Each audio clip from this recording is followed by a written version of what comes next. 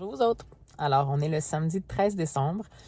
Et tout juste avant de commencer ma journée, je voulais faire un petit coucou pour lancer le vlogmas du jour. Alors, ce matin, le menu, c'est boulot.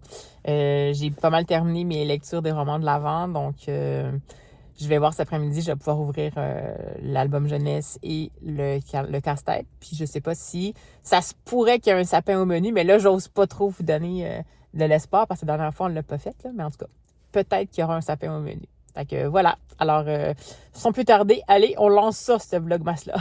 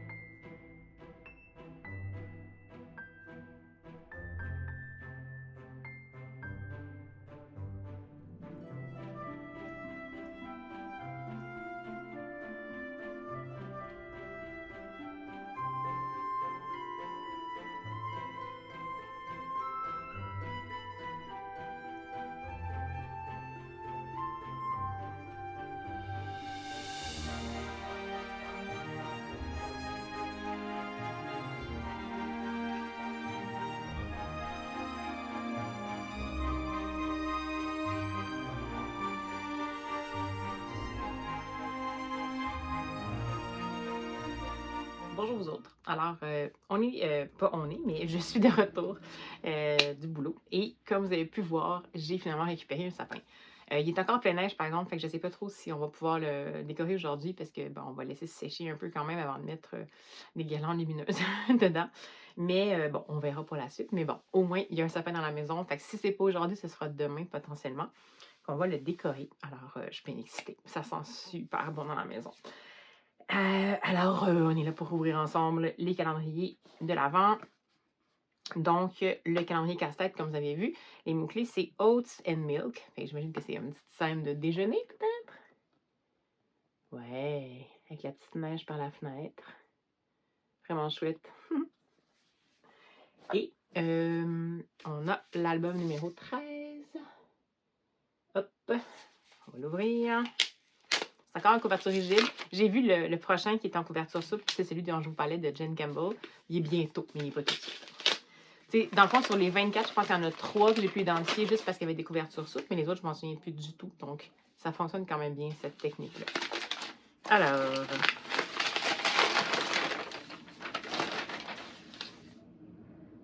Oh! Oui, ça fait un petit peu, je me souviens même plus que j'avais pris ça. Donc, c'est ceci, c'est The Dark and the Light. C'est de Kirsten Howe, illustré par Julie Volk. Et je me demande si je ne l'ai pas lu déjà en français. Non, je pense pas. OK. Donc, à l'arrière, ça dit que life is bright, colorful, light, dark, everything. Et on va suivre de ce que je comprends. C'est ça. C'est un personnage qui s'appelle Shaggy. Oui, oui, comme les vieux tapis dans le temps, visiblement. Il me semble que je l'ai lu, ce livre-là. J'en ai peut-être déjà parlé. En tout cas, si je l'ai lu, c'est pas grave, je le relirai.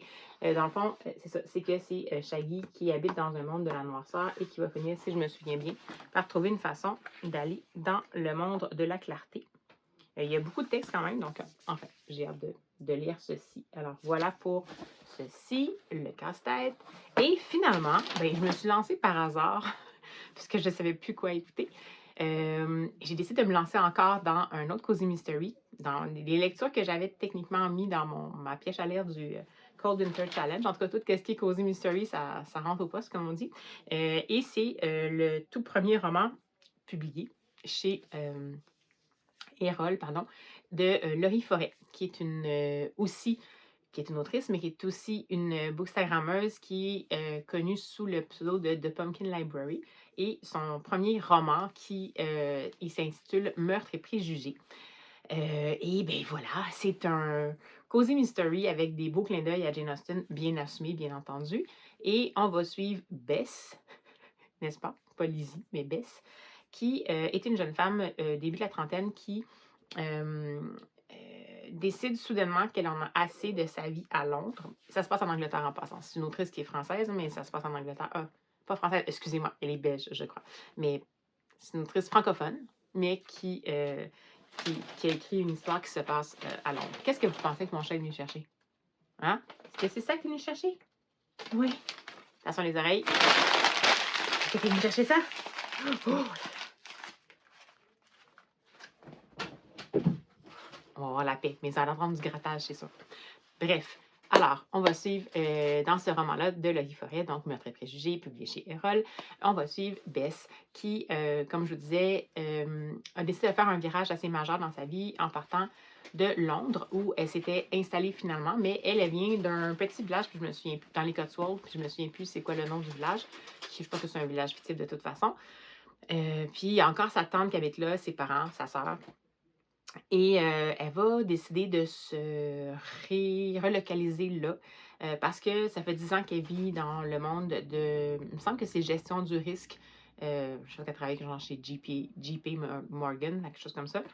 Puis à un moment donné, elle va décider de gérer son propre risque et de s'acheter un cottage dans les Cotswolds, pas trop loin de où ses parents habitent, et va tomber sur une opportunité, c'est-à-dire qu'elle va acheter une vieille boucherie pour une bouchée de pain, puis elle veut transformer ça en fait en librairie salon de thé, puis ça s'appelle, je pense, Jane's, donc c'est vraiment une librairie qui est particulièrement spécialisée dans tout ce qui est Jane Austen ou autrice de la Régence, et ainsi qu'un salon de thé. Donc, c'est son rêve, c'est quelque chose qu'elle veut faire depuis toujours. Puis là, elle décide d'investir toutes ses économies au complet dans l'achat du cottage et dans le commerce.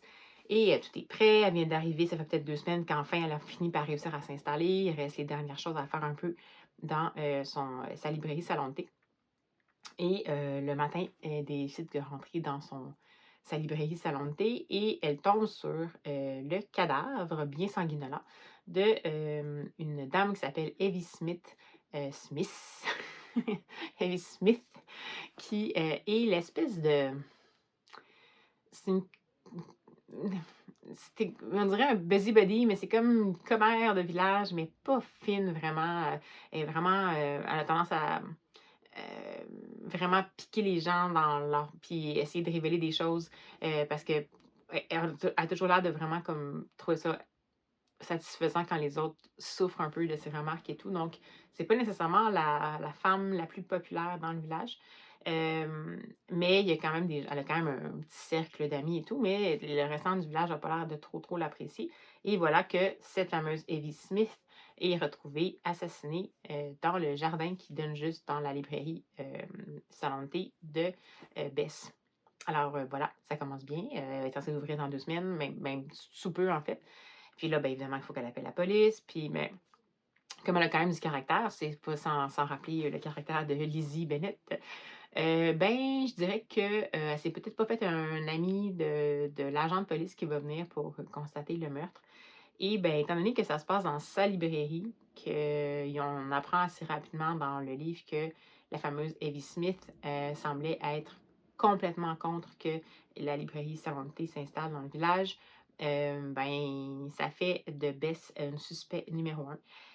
Et ben, tant que l'enquête est en cours, sa librairie Salon de thé ne peut pas ouvrir. Puis ben, elle a tout investi là-dedans. Fait qu'elle peut comme pas tant laisser son entreprise fermée pour vraiment longtemps. Il faut qu'elle fasse quelque chose. Puis ben, la police, comme il y a suspecte et tout ça, ben, ils font pas les choses rapidement, puis ils n'ont toujours pas trouvé, dans le fond, le meurtrier. Alors, elle va décider finalement de se lancer dans l'enquête elle-même en se disant, ben, il faut vraiment que je trouve le meurtrier ou la meurtrière, parce que tant qu'ils l'ont pas trouvé, premièrement, les gens dans le village viendront jamais dans mon commerce, puis deuxièmement, en fait, ça se peut même que je me retrouve en prison. Donc, je suis là-dedans. Je l'ai acheté en numérique. J'aurais aimé ça l'acheter en papier, mais c'est quand même des gros sous de ce côté-ci de l'Atlantique. Les rôles sont très. C'est une grosse. Au niveau de la conversion, là, euro, dollar canadien, c'est particulier. Mais je l'ai acheté en numérique. Puis, ben là, en fait, je l'ai même écouté en voix de synthèse pour le moment parce que je n'étais pas en mesure de lire concrètement. Puis, ça se lit tellement bien que je suis déjà rendue presque à la moitié. Et là, le restant, je ne l'écouterai pas en voix de synthèse. C'est pas. Il n'y a aucune version de livre audio qui a été faite encore. Pourtant, ça serait une excellente opportunité, hein, Hérole? Je vous dis ça comme ça. Mais bon, c'est super le fun. Les personnages sont sympathiques. Ils ont tous des petits défauts. Ils ont toutes des grandes qualités ou des grandes qualités cachées.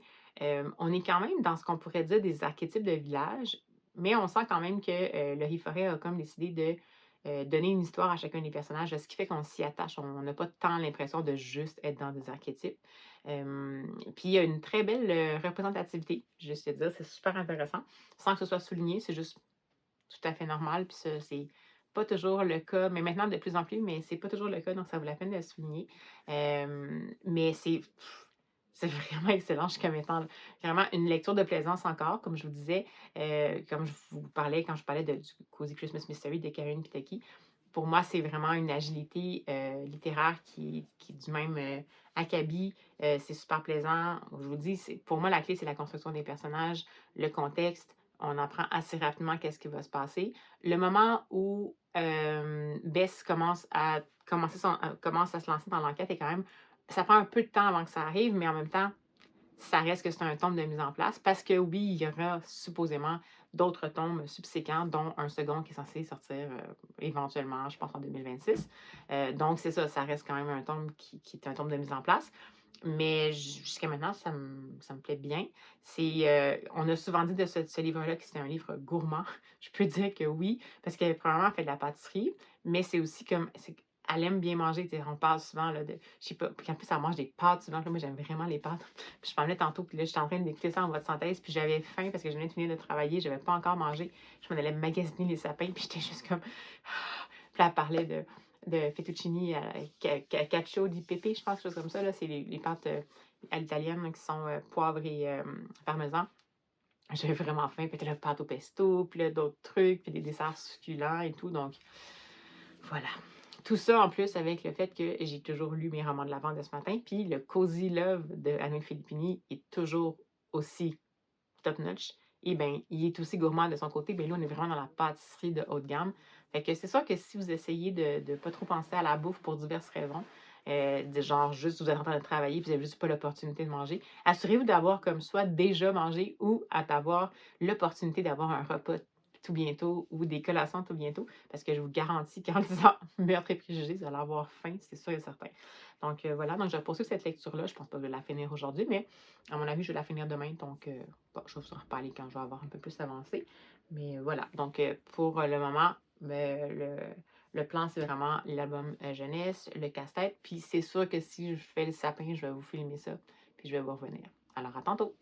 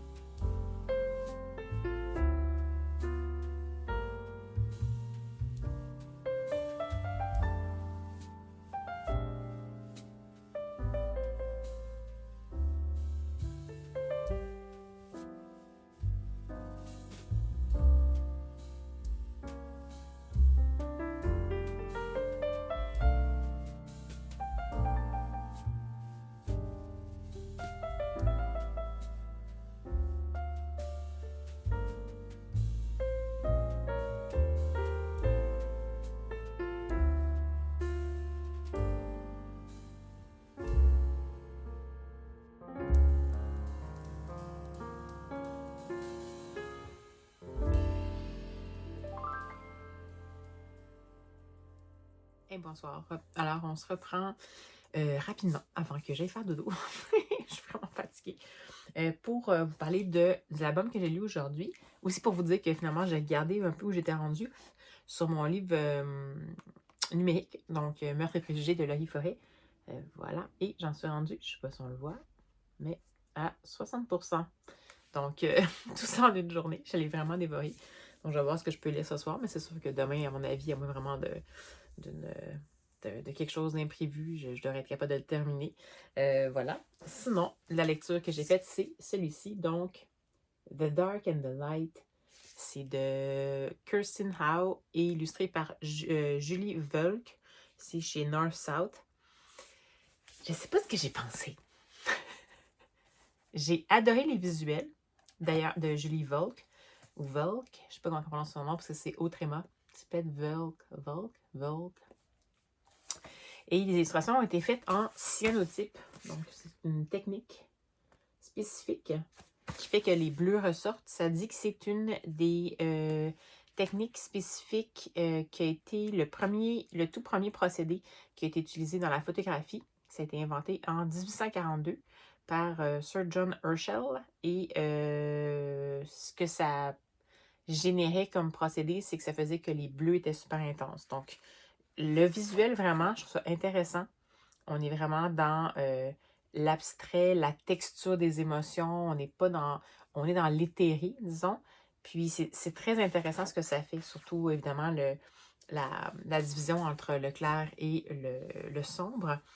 Mais sinon, pour l'histoire, écoutez, c'est une fable, à la limite, je pense. Genre de fable philosophico-poétique. Et je sais pas, vous voyez ma face, je pense que j'ai pas tout compris ou que peut-être que j'ai trop cherché à comprendre. Oui, c'est l'histoire de Shaggy et Sparkle. Donc, Shaggy qui est celui qui habite dans le noir et Sparkle qui habite dans la section, la partie du monde qui est très éclairée et colorée. Et dans le fond, c'est en effet l'histoire de leur rencontre à la limite des deux mondes, donc dans cette espèce de limbe grisâtre. Et dans le fond, on va comprendre que Shaggy est content de finalement rencontrer Sparkle parce que tranquillement, elle va l'amener avec elle et elle. J'ai aucune idée si s'il y a un genre, mais bref, Sparkle va amener Shaggy dans son monde petit à petit. Puis ben, Shaggy va finalement en venir à redécouvrir, se réhabituer à vivre dans le monde éclairé et coloré. Il va même en venir à avoir un peu de couleur sur son espèce de manteau un peu en genre de fourrure ou je sais pas trop. Par contre, il y a un jour, il y a un événement qui se passe, puis c'est ça que je comprends pas en fait. Puis en fait, on comprend pas pourquoi Shaggy est triste au début. C'est en lisant les recensions que j'ai fini par comprendre qu'est-ce que c'était. Il semblerait qu'il a perdu sa maison. Puis que c'est ce qui fait qu'il était dans le noir, puis qu'il n'y avait plus personne. Donc, je sais pas s'il a littéralement perdu sa maison, mais en tout cas, à moins que ce soit écrit puis je l'ai pas vu, mais je l'ai pas perçu dès le départ. Fait on prend juste pour acquis que Shaggy est quelqu'un qui habite dans le sombre, qui est à l'aise là-dedans, mais qui a quand même envie d'avoir la possibilité d'aller peut-être dans le monde de la lumière et que sa rencontre avec Sparkle va changer beaucoup de choses.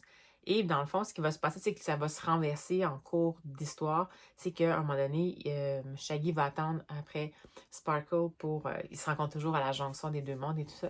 Puis elle viendra pas. Puis il va voir que la maison de Sparkle a complètement disparu puis qu'à sa place, il y a comme un genre de gros trou noir. Et quand il va revenir dans le monde sombre, il va trouver Sparkle qui est complètement dévasté parce que sa maison a disparu puis a été avalée par un trou noir. Et puis là, dans le fond, le processus va se renverser. C'est elle qui va passer par le côté noirceur et qui va devoir réapprendre à vivre dans la lumière. Donc, évidemment que quand je dis je comprends pas, je comprends peut-être au sens figuré. Ça peut vouloir dire beaucoup de choses de perdre sa maison. Donc, c'est sûr que si on y va au niveau euh, figuré, au niveau symbolique, je le comprends. Après, je ne sais pas. J'ai trouvé ça peut-être un peu long. Dans le fond, c'est 40 pages. Puis je pense que peut-être que si ça m'intéressait avec le format 32 pages, pour ce genre de fable philosophico-poétique-là, avec un message qu'il faut vraiment comprendre, fouiller un peu pour être bien sûr de bien comprendre, et le fait que de toute façon, on se laisse porter par les images, par les émotions que ça va nous évoquer, justement pour se concentrer sur l'essentiel qu'on perçoit, sur les perceptions, plutôt que sur d'être dans notre cerveau pour essayer de comprendre, ce que j'ai beaucoup de difficultés à faire. Je pense que le format de 40 pages était peut-être un tantinet trop long, ce qui fait que ça s'étire un peu, puis que comme ça s'étire, on a comme l'impression soudainement qu'il faudrait qu'on comprenne quelque chose, puis que peut-être qu'on est en train de manquer quelque chose. Alors que si ça avait été un tout petit peu resserré pour rentrer dans un 32 pages, je crois qu'on n'aurait pas nécessairement perdu en valeur philosophique, mais peut-être ça aurait juste donné un petit boost pour être sûr de bien capter l'intérêt. De mon côté, ce qui fait que je dirais que globalement, c'est pas un livre, si j'ai à mettre une évaluation, c'est pas un livre que je suis capable de mettre une évaluation super élevée, mais l'évaluation élevée que je mets, c'est vraiment l'univers visuel. En soi, je pense qu'on n'aurait même pas, et puis il y a beaucoup de textes en plus dans ce livre-là. En soi, je pense ça aurait presque pu être un album sans texte, puis on aurait compris quand même. En fait, on aurait plus compris si ça avait été un album sans texte, c'est pour vous dire. Donc voilà, ben, je sais pas, mi-figue, mi-raisin, un peu mitigé pour cette lecture-là, mais je suis quand même contente de l'avoir découverte. Puis vraiment, les images, les illustrations, c'est incroyable, c'est vraiment beau, là. Je sais pas si on le voit ici, là, mais c'est ici, Sparkle est là. Moi, au début, je l'avais pas vu. Elle est ici, c'est sa lampe de poche parce qu'elle a peur du noir. Shaggy qui est ici, mais qui commence avec des points de couleur ici parce qu'il est allé du côté de la lumière. Donc, voilà. Alors, sur ces bonnes paroles, je vais clore ce vlogmas. J'espère que ça vous plaît toujours de passer ces moments-là avec moi. Comme vous avez pu voir, c'est vrai, j'ai fait comme si c'était déjà inclus, mais vous avez pu voir qu'on a finalement fait le sapin. Ça s'est comme fait un peu spontanément. J'ai pris un petit peu de prise d'image, mais c'est pas optimal dans le fond. Là.